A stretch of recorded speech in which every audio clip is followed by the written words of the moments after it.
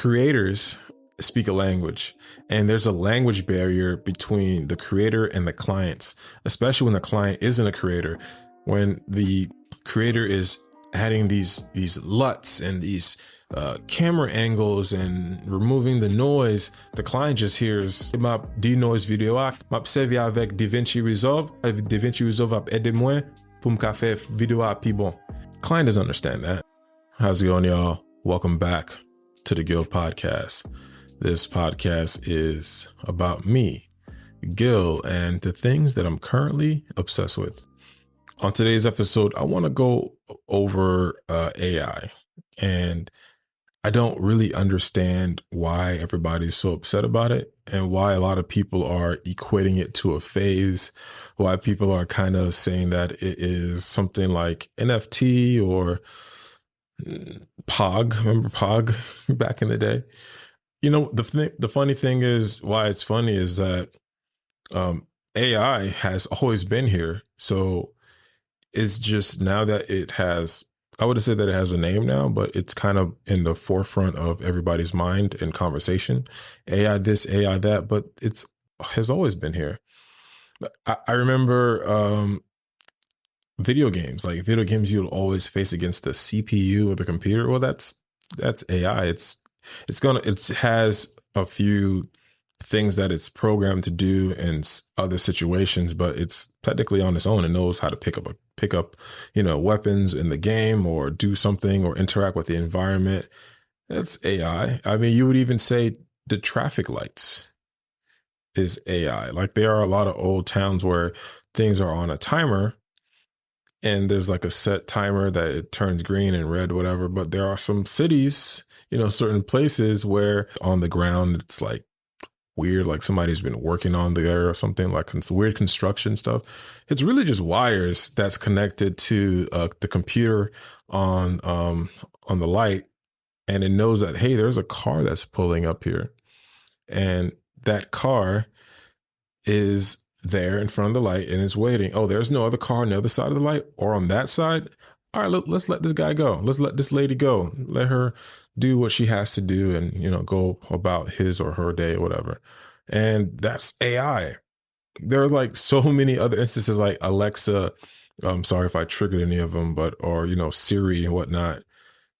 Those are AI. It's even using Amazon when you purchase something, or when you're on Instagram and you're like looking for a present for your wife. Like, if I'm looking for something for my wife, all right, she loves amethyst. She loves the color purple. The purple's like, it's everywhere in our house. It's all over the jewelries that she wears, some of the clothes. It's bedazzled all over the place. So if I'm looking for a amethyst ring, I really can't use the internet to search for that. So I'd use, like a VPN or DuckDuckGo if I'm looking for a specific amethyst gift for my wife, because in the past, she would know if I'm buying something for her, because she would go on her Instagram or her Amazon app, and it'll be like amethyst bracelet that says Guil loves you.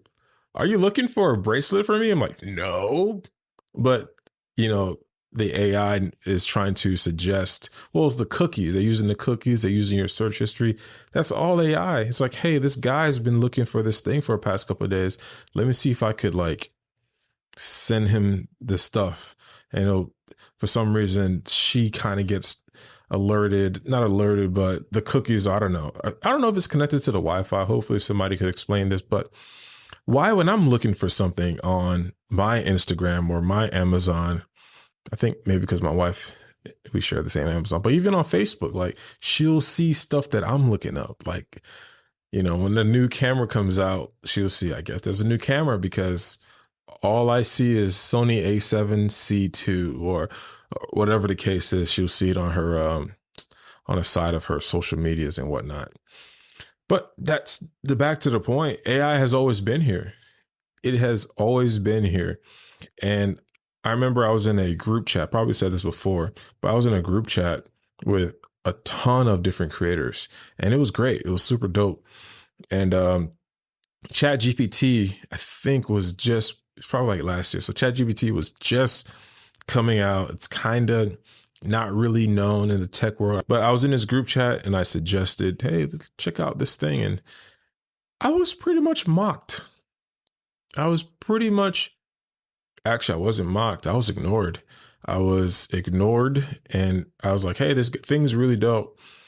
And from what I understand, like most people in the group chat were like, I don't need no computer to make stuff for me. I don't like it. Just the vibe that I was getting. I was like, wow, nobody cares about this. This is weird. Cause like, here you go again, Gil, like, giving us stuff that we don't understand. I'm like, but this is like really easy. I was doing a consultation with this guy. He owns a landscaping business and he was having trouble. He speaks Spanish and Spanish is his first language. English is his second.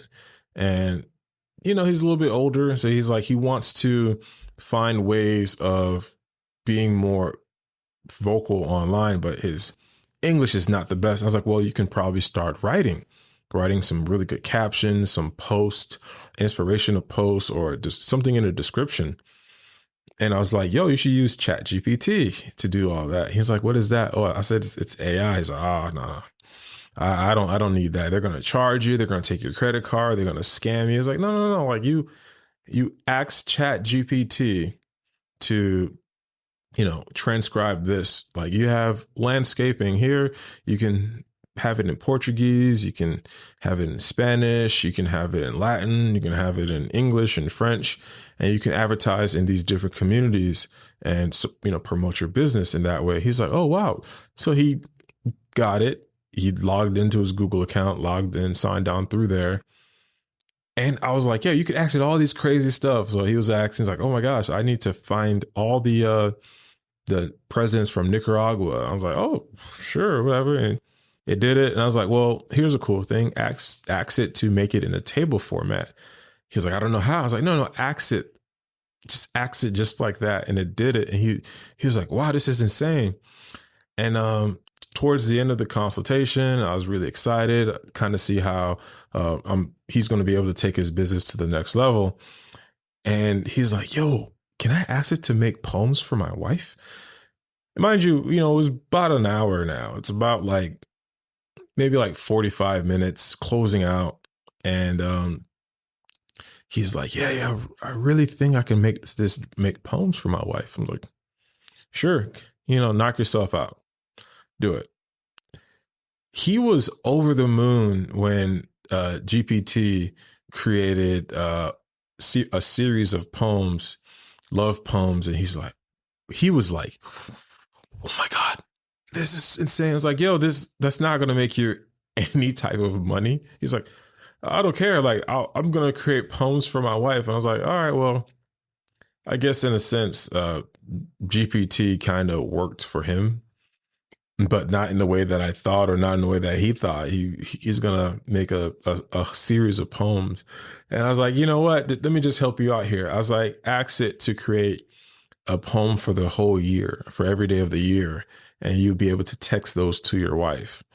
And even further, I was like, well, ask ChatGPT to create a Android app that will send your wife a text. I don't know. And just was saying some stuff. He's like, well, that's too much, Poppy. I'm like, yeah, but I'm just letting you know that that's the extent of what you can do with this service.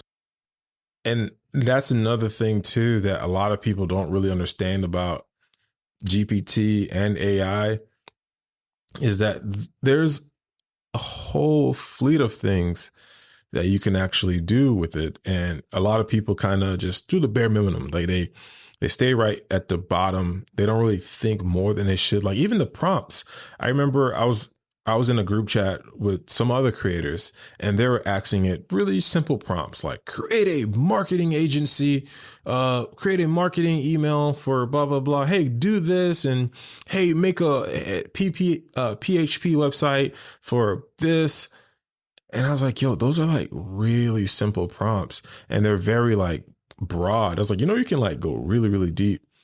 He's like, oh, what do you mean? I was like, well, for example, let's just say, hey, create a podcast description for a podcast and about cameras, but in a hip tone or uh, in a manner that suggests that you are an amateur photographer. In a jokingly manner, can you write a prompt in the tonality of Will Ferrell from The Anchorman? Like you can do that.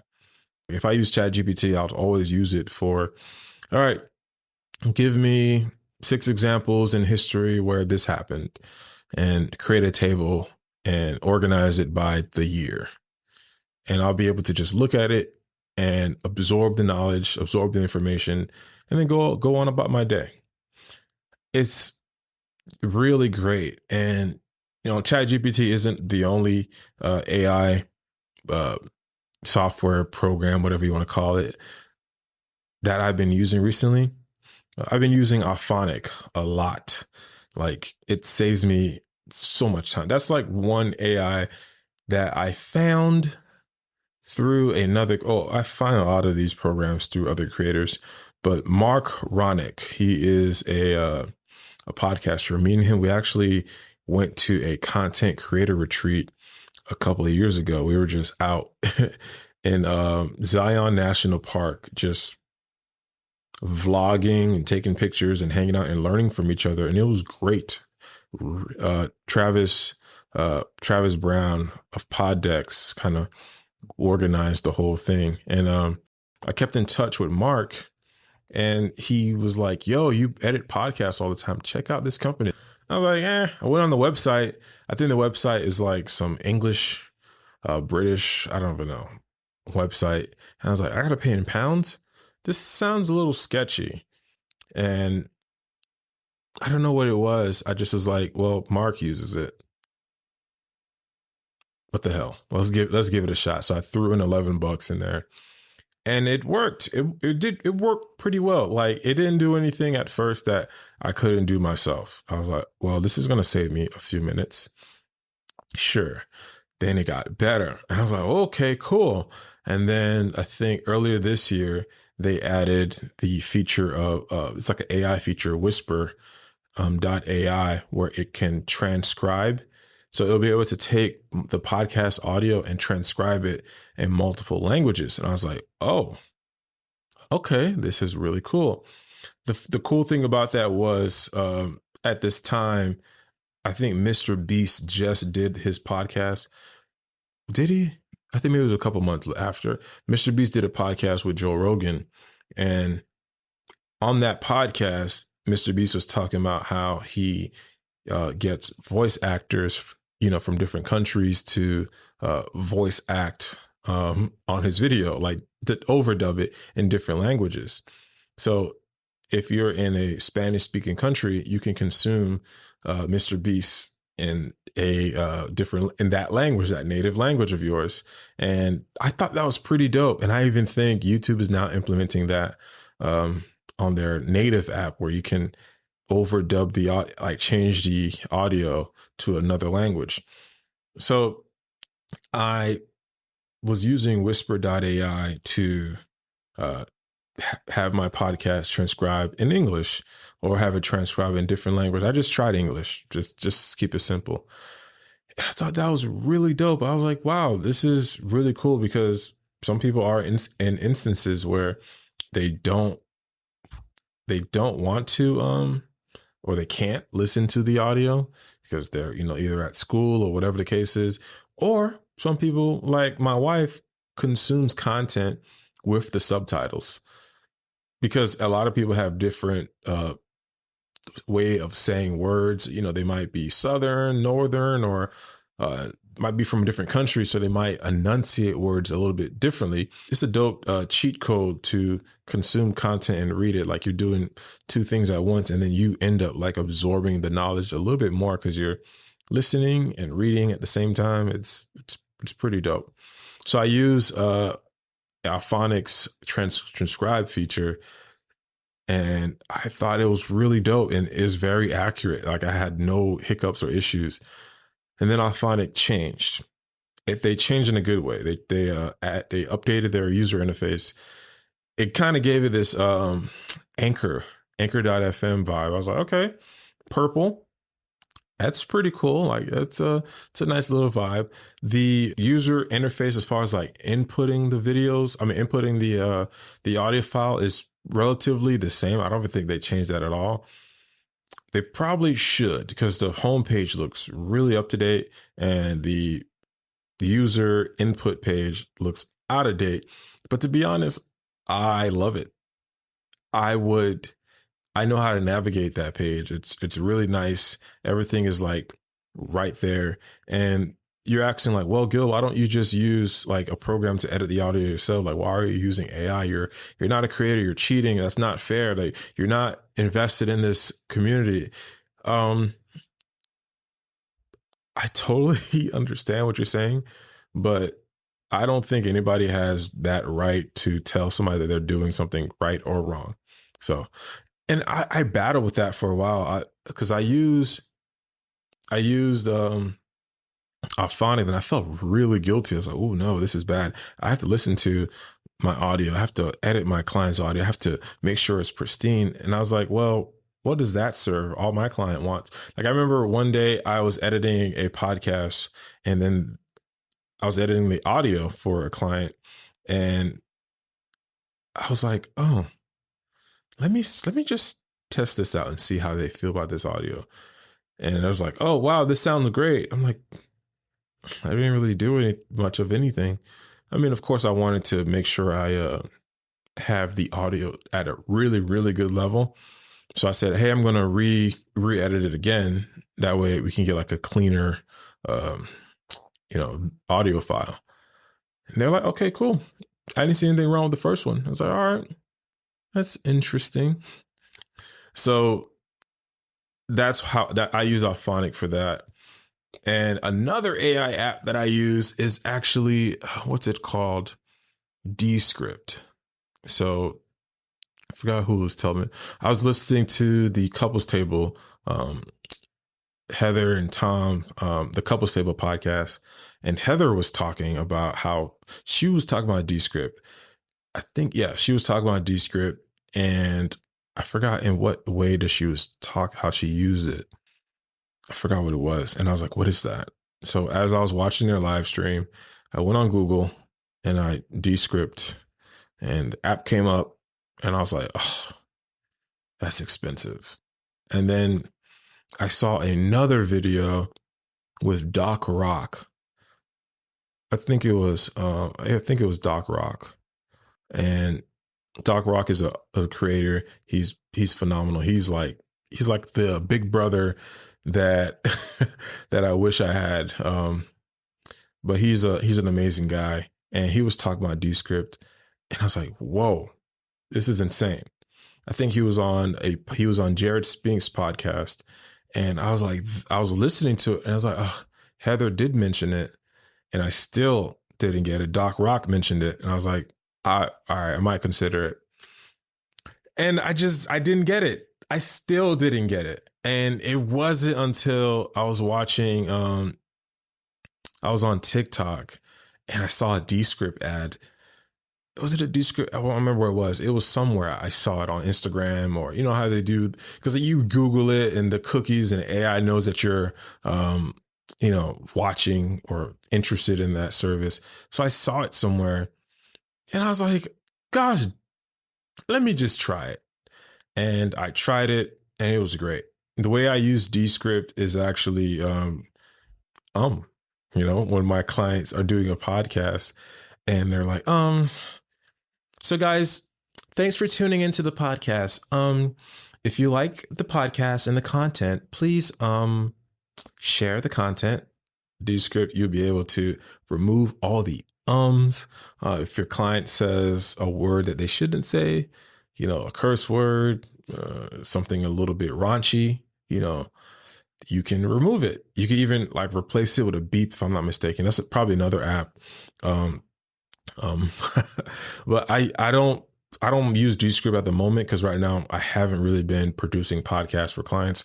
So I think I did a year subscription and I think it was up, or was it a month? I don't remember, but I'm not using it currently right now, but I am using like several other apps that kind of do what Descript does. Uh, there was this app called Munch that just came out, and I'm editing some client stuff, and it's pretty dope. Like the one AI app that I want to use in Raphael Ludwig, I'm shouting out a lot of creators here. So write these stuff down. Like these are creators that I really look up to, that I learn a lot from. But Raphael just did a video. I think it was like top five AI apps. And one of the apps is something that I really want for just certain features. It's called Keeper. And what it does is that it'll be able to remove me from the back, or remove me from this background. And I can add any background that I want to, or no background at all. And I thought that was really cool. And that's just all AI. And the thing is, I want people to understand AI is not this new robotic system processing. It's something that simply put, you're not doing something. You're not physically doing the thing anymore. You're letting some other thing do it for you. Like your alarm clock is AI. Like it doesn't make any sense. Why are we having this argument? Like I argue with people all the time, at work, at home, with clients and family. Oh, you're using that AI crap, huh? We're all using AI. We've always have used AI.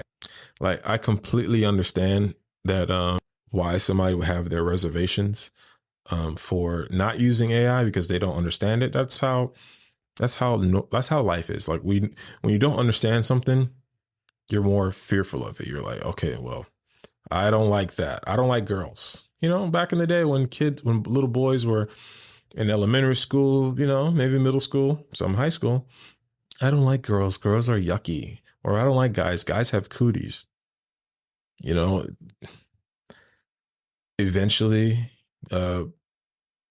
you turn together. You turn a new leaf?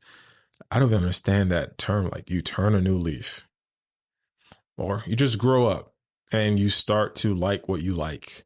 And that's the same.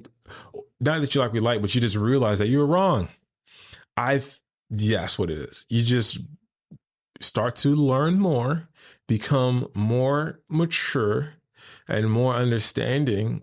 But yeah, those are like the stuff that I use. Alphonic. I use Alphonic all the time. I'm going to use Alphonic actually right after this. Like my whole process for video editing or podcast editing is I finished recording, upload it to or import it to Final Cut, extract the audio, and send it off to Alphonic, like unedited with all the ums and all the other things. Like I just send it with all the spacing and everything, send it to Alphonic. Alphonic edits it out a little bit. Then I might send it to Audacity, crank some stuff a little bit, then send it to Alphonic again, do some little adjustments, and then send it back to Final Cut, sync the audio, and then play around with the video, deleting the spaces, the gaps, the errors, and all that other stuff. And then I edit the colors. I'll edit, the colors a little bit too. That's the thing too. Like I used to not edit the audio first. I used to just edit the video, then I'll edit the audio. Then I end up getting all mixed up. And to me, this works really, really well. And I use a lot of AI tools for that. I recently used Adobe's podcast app, or their podcast AI. It's not even an app. You can't even say apps anymore. Soon, it's not going to even be an app anymore, because the podcast feature of Adobe is just a website link, and you just upload your audio, and you can, you can't make adjustments. It just cleans it up for you. I seen a video. I think it was Dunna did it, whatever.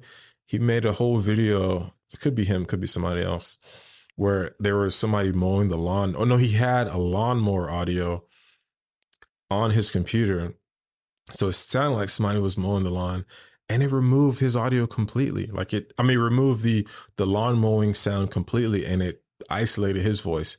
And I think on that video, he probably had Becky and Chris, or Becky doing that. And it just was showing you how powerful that AI tool. It wasn't Adobe's app. I think it was DaVinci Resolve. It was DaVinci Resolve's voice isolation feature, which is another thing. I remember using DaVinci Resolve for one of their denoising features. I did a wedding. I was shooting a wedding and I had my Nikon D750 and I cranked the ISO all the way up because it was so dark. And I basically had a noisy footage. It looked great, to be honest. Looking back, it was not that bad, but I was so obsessed of trying to get the perfect, crispy cinematic scene, and the bride and groom couldn't care less.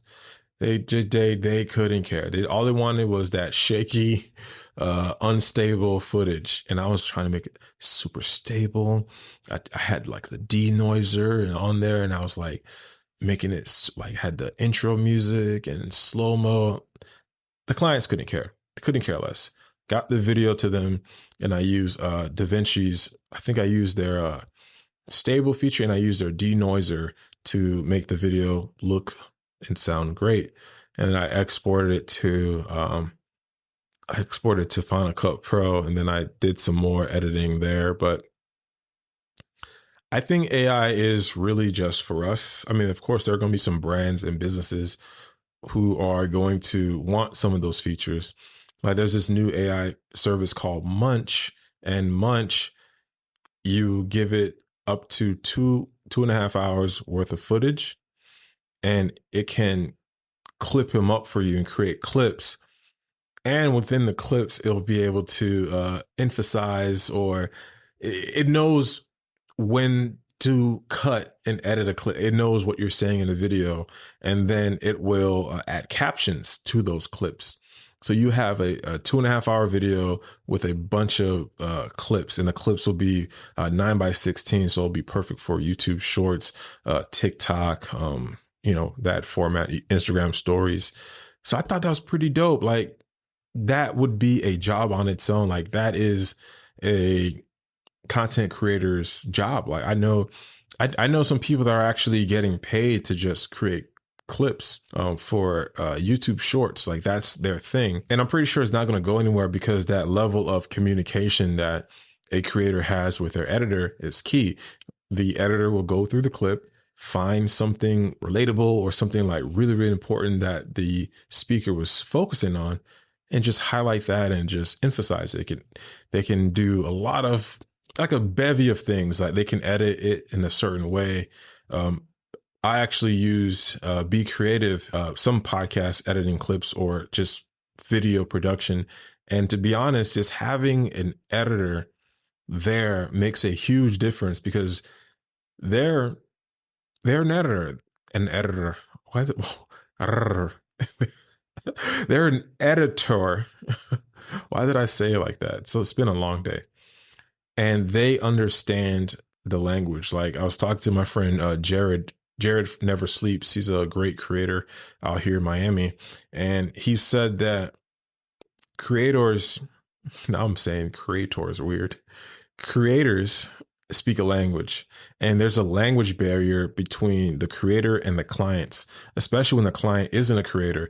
When the creator is adding these LUTs and these camera angles and removing the noise, the client just hears ma denoise vidéo m'a observé avec DaVinci Resolve. DaVinci Resolve a aidé moi pour me faire vidéo plus bon. And then that's what it's like to work with a client, and you just tell the client, I'm going to do this, we're going to do that. Then you have to dumb it down, and you have to be like, I am going to make the videos really good for TikTok and Instagram. Oh, will the video be good just for Instagram and TikTok? What about YouTube Shorts? And you're like, yes, it'll be good for Instagram and YouTube Shorts. Instead of saying, yeah, the video is going to be like a 9/16 aspect ratio. So yeah, it works. Client doesn't understand that. And clients would want the videos to be in 4K, and make sure the video's in 4K. Okay. You don't need 4K. I recently have not been shooting my client works in 4K. I shot one of my clients' videos, I think it was in 720p, and he had 17,000 views on his video. I shot another video in 1080p, And this video for a client had 50,000 views. Goes to show you that clients or whoever the viewers, they don't care about 4K. Instagram doesn't care about 4K. Instagram just wants the views. Like, as long as you're providing value, it looks good, and especially it sounds good, that's what really matters. I can't stress that enough. I know a lot of people would want to say that they want like a 4K video, and clients, they put that on their resume, like not the resume, but their website. I do 4K video. Like, yeah. I remember I shot a seminar, and I just got the Sony A7S II. Just got it. This is like 2016, maybe. Just got the Sony A7S II, and I'm filming seminars. Oh my gosh, I'm filming seminars left and right. And this was like a 2-3 hours. No, it was probably a little bit more than that. I think it was like a 4-hour seminar, like tons of video. And I had my Nikon D3200. I had one here, and I had a Nikon D750. So both are shooting 1080p, and my Sony A7 S2 is shooting in 4K. And that one's dead center on the speaker. It's following him around. I got like a little tripod, and that was in 4K. And the video file was massive. It was huge. The 1080p videos really weren't. Actually, I lied. For my Nikon D750, it had really decent video. What I ended up doing was connecting it to a Atomos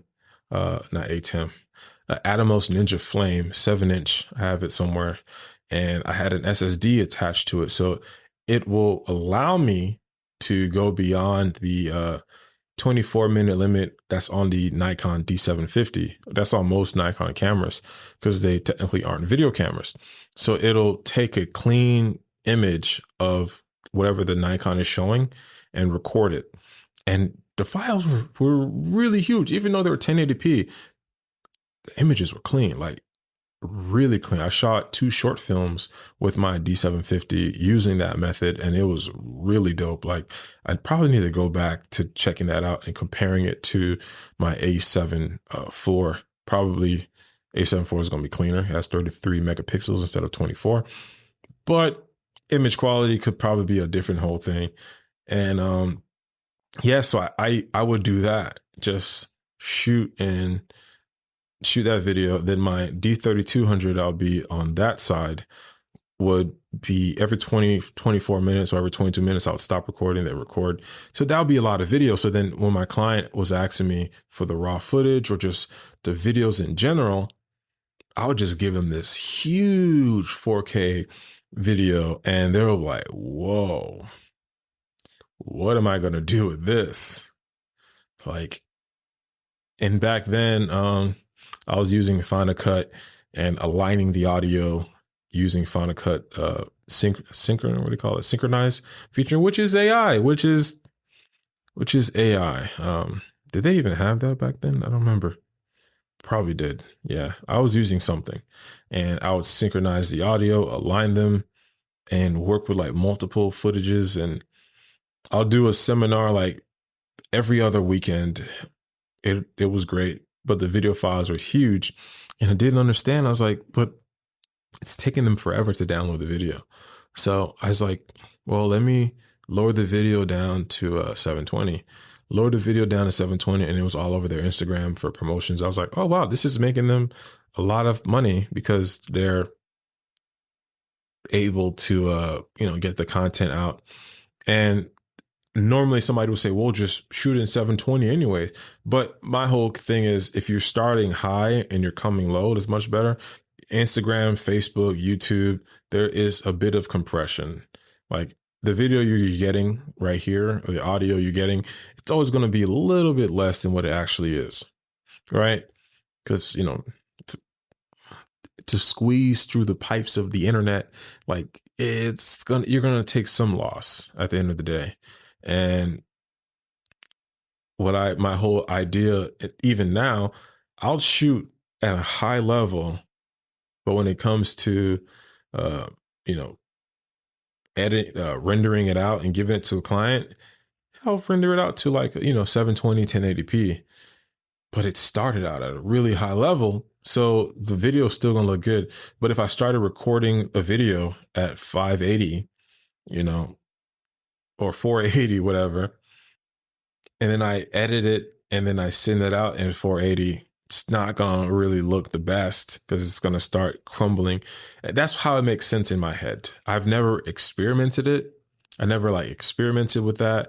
But in my mind's eye, that's how I see it. You start high at 4K. And of course, compression does this thing.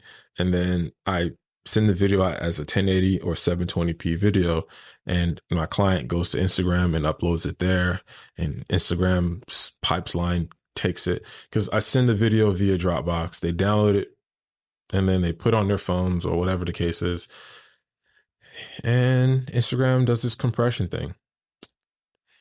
I've yet to figure out Instagram, getting the highest quality. I can do it for myself, but whenever my clients upload the video and I send it to them, it never looks that good. I was like, I have to log into their Instagram and physically do it for them in order to get the highest quality possible. But yeah, I just wanted to stop in and talk about AI on this podcast episode. Hope y'all enjoyed it. I really have been loving podcasting lately. It's been reigniting, been getting really, really excited. Hope y'all enjoy this podcast. If you want to reach out to me, be sure to hit me up on Twitter at SHINGUIL.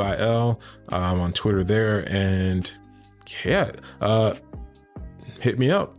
Let me know if you want to come on the podcast. Let me know if you have any suggestions, any topics you want me to cover or go over. Everything that I talked about, I'll leave it in the podcast description down below. So stay tuned for that. And I'll see y'all on the next podcast. Peace.